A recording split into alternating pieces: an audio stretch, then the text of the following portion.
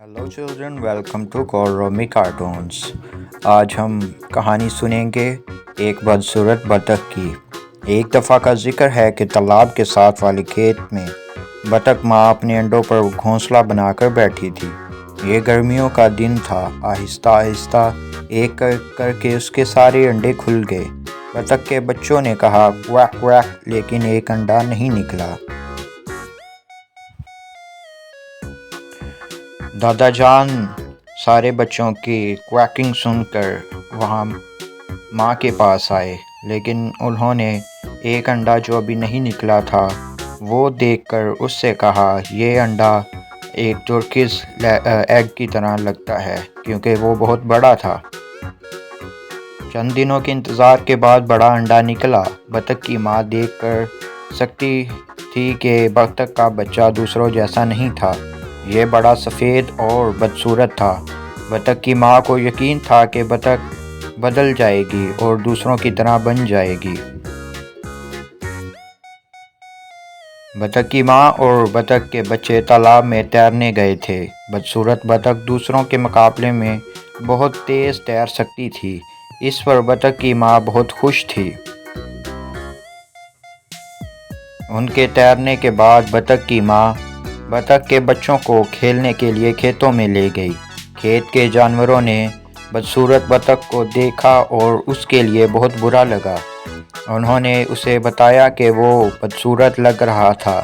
वो बतख के दूसरे बच्चों की तरह नहीं लगता था।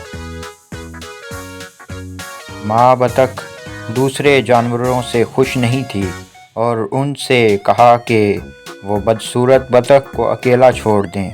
बतख की माँ ने उन्हें बताया कि बदसूरत बतख कितनी अच्छी तरह तैरती है, और उसने कैसे सोचा कि वो चंद दिनों में दूसरे बतखों की तरह नज़र आएगी।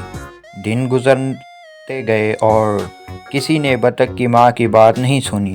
फार्म के जानवरों ने अब भी बदसूरत बतख का मजाक उड़ाया।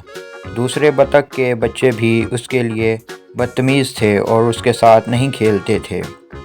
बदसूरत बतख को बहुत दुख हुआ। वो मज़ीद फार्म में नहीं रहना चाहता था। एक रात वो भाग गया। वो बहुत लंबा फासला तय करके एक कीचड़ वाली दलदल में सो गया।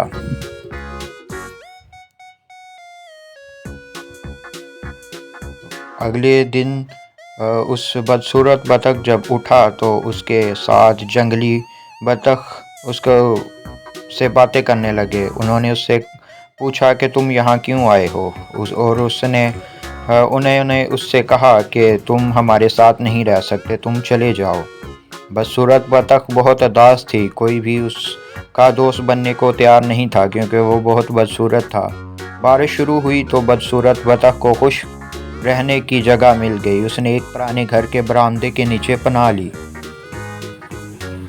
अगले दिन घर का दरवाज़ा खुला और एक बड़ा कुत्ता बाहर आया। कुत्ता बदसूरत बतख पर भौंकने लगा और बतख को बहुत तेज़ी से भागना पड़ा।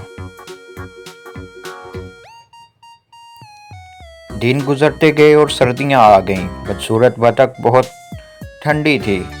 वो एक तालाब के पास अकेला रहता था और लंबी घास में अपना घर बनाता था। ये एक तवील मौसम सरमा था। आखिरकार धूप के दिनों के साथ बहार आ गई। एक दिन तालाब पर बदसूरत बतख ने 3 खूबसूरत सफ़ेद हंसों को तैरते हुए देखा। बदसूरत बतख जानता था कि वो उसे दोस्त के तौर पर नहीं जानेंगे, क्योंकि वो बहुत बदसूरत था। तीनों हंसों ने बदसूरत बतख को देखा और तैर कर उसके पास आए। उन्होंने हेलो नए हंस, बदसूरत बतख ने उनसे पूछा कि जब वो बतख था तो उन्होंने उसे हंस क्यों कहा। हंसों ने उसे बताया कि वो बतख नहीं है, और पानी में अपना अक्स देखने के लिए उसे बोला। बदसूरत बतख पानी में अपने अक्स से बहुत खुश थी। अब वो बदसूरत बतख नहीं थी, वो एक खूबसूरत सफ़ेद हंस था। तीनों हंस उसके दोस्त बनकर खुश थे और वो सब तालाब में तैरने लगे।